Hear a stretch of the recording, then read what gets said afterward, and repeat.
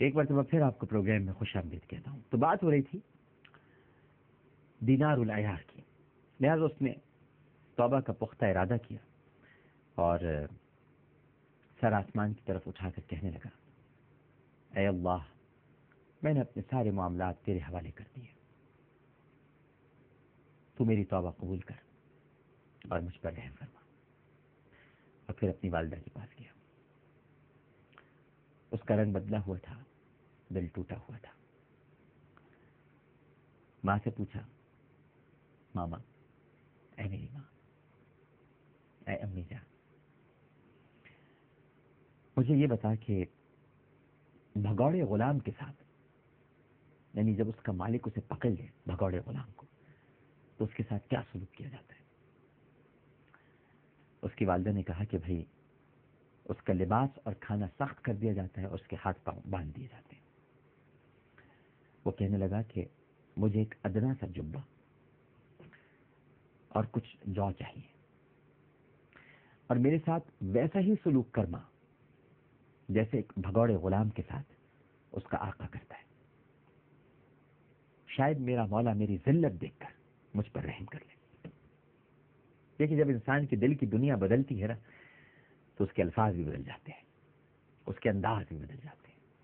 اطوار تو بدلتے ہی بدلتے ہیں. سب سے پہلے لہجے تبدیل ہوتے ہیں، تواضع آ جاتا ہے لہجے میں، گفتگو کے ہر انداز میں تضرع شامل ہوتا ہے، الہ و زاری ہو جاتی ہے. اس نے کہا کہ اے میری پیاری ماں، بس تو میرے ساتھ یہی سلوک کر، ایک ادنا سا جبہ، کچھ جو دے دے اور مجھے باندھ کے رکھ، اور وہی سلوک کر جو ایک آقا اپنے بھگوڑے غلام کے ساتھ کرتا ہے. جو اس نے مانگا، ماں تو ماں ہے، پہلے بھی جو کہتا تھا ماں دے دیا کرتی تھی، اب بھی اس نے جو کہا، ماں کا دل تو نرم ہوتا ہے، موم ہوتا ہے، ماں نے وہ دے دیا. جب رات چھا گئی تو رونے لگا، اور اب سے تھوڑی دیر بعد آسمان کی طرف دیکھا اور کہا، اے دینار، تیرا ستیہ ناش ہو. کیا تجھ میں آگ کو برداشت کرنے کی طاقت ہے؟ جب تجھ میں آگ کو برداشت کرنے کی طاقت نہیں ہے تو پھر تو جبار کے غصے کے کیسے در پہ ہوا؟ کیا ہو گیا تھا تجھے؟ صبح تک اسی طرح کہتا رہا، یہی جملے دہراتا رہا. ایک رات اس کی ماں نے کہا، پیار آیا ماں کو، کیونکہ اس نے یہ حالت اپنی روزمرہ کا معمول بنا لیا تھا. ماں اس کے پاس آئی، تھوڑی دیر کے لیے بیٹھی اور کہا کہ بیٹے، اپنی جان کے ساتھ نرمی کر، مت کر اتنا، اپنے ساتھ اتنی سختی مت کر. اس نے کہا کہ ماں مجھے چھوڑ دے، میں تھوڑا سا تھک لوں تاکہ لمبا زمانہ آرام کر سکوں، مجھے تھکنے دے. اے اماں جان، مجھے اللہ سبحانہ و تعالیٰ کے سامنے کھڑا ہونا ہے، اور یقین کر لے میری ماں، میرا کھڑا ہونا بہت لمبا ہوگا، بہت لمبا ہوگا.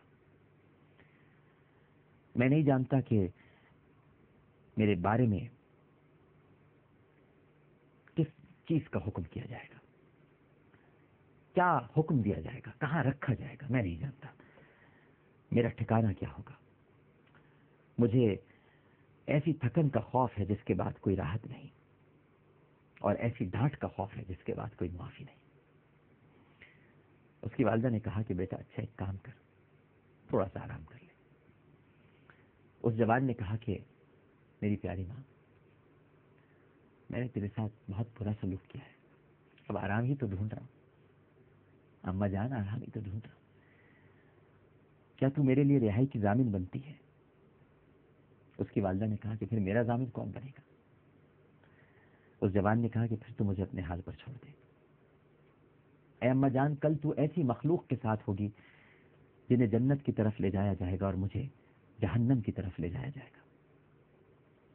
پھر ناظرین کرام، اس کی ماں جب ایک رات اس کے پاس سے گزری تو وہ سورہ حجر کی یہ آیت پڑھ رہا تھا، تیرے رب کی قسم، ان سب سے اس کے متعلق پوچھیں گے جو وہ کرتے تھے. اس نے آیت کے بارے میں سوچا اور رویا اور بے قرار ہونے لگا، یہاں تک کہ بے ہوش ہو کر گر گیا۔ اس کی ماں نے اس کے پاس آ کر آواز دی، اس جوان نے ماں کو کوئی جواب نہیں دیا۔ ماں نے کہا، اے میری آنکھوں کی ٹھنڈک، اے میرے جگر گوشے، اے میرے پیارے، میری اور تیری ملاقات کہاں ہوگی بیٹا؟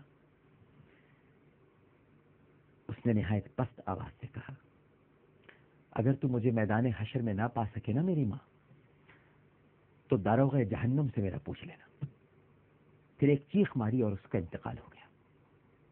اس کی ماں نے اسے غسل دیا، اسے کفنایا اور باہر نکل کر اعلان کیا، اے لوگوں، اے لوگوں، جہنم کے مارے ہوئے پر نماز جنازہ پڑھنے کے لیے آؤ۔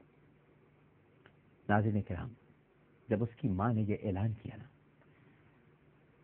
تو اس دن کے بعد، توجہ سے سنیے گا، اس دن کے بعد اس سے زیادہ مجمع اور اس سے زیادہ آنسو بہانے والے پھر کبھی کسی نے نہیں دیکھے۔ ایسا بھرپور اس کا جنازہ پڑھا گیا، یعنی پروردگار نے اس کی توبہ قبول کر لی۔ یہ ندامت کے جو آنسو ہوتے ہیں ناظرین کرام، یہ سب کچھ دھو ڈالتے ہیں، کہیں کوئی میلا پن یا کچیلا پن رہتا ہی نہیں ہے، سب کچھ دھل جاتا ہے، پاک اور صاف اور اجلا ہو جاتا ہے۔ یہ بارش کی طرح ہوتے ہیں جو ایک دم برس پڑتی ہے اور برسوں سے جمی ہوئی گرد کو، مہینوں سے اٹے ہوئے وجود کو، جو گرد سے اٹا ہوا ہے، اس کو دھو ڈالتی ہے۔ بس اس کے یہ آنسو تھے۔ ماں سے معافی مانگی، اللہ سے توبہ کی، رو دیا، اللہ نے معاف کر دیا، اور اللہ نے ایسا معاف کیا کہ اس کے جنازے میں لوگ اتنا روئے کہ ایسے رونے والے پھر کبھی کسی نے نہیں دیکھے۔ پروگرام پیش کرتے ہوئے کوئی غلطی، کوئی سہز تو اپنے رب کے حضور معافی کا خواستگار اور توبہ کے طلبگار ہوں۔ عامر لیاقت حسین کو اجازت دیجیے، اور اگر میری کوئی بات آپ کی طبیعت پر بھی گراں گزری ہو یا مجھ سے کوئی غلطی ہو گئی ہو تو آپ بھی مجھے معاف کر دیجیے گا۔ انشاءاللہ کل اسی چینل پر اسی پروگرام کے ساتھ اللہ نے چاہا دوبارہ حاضر ہوں گے۔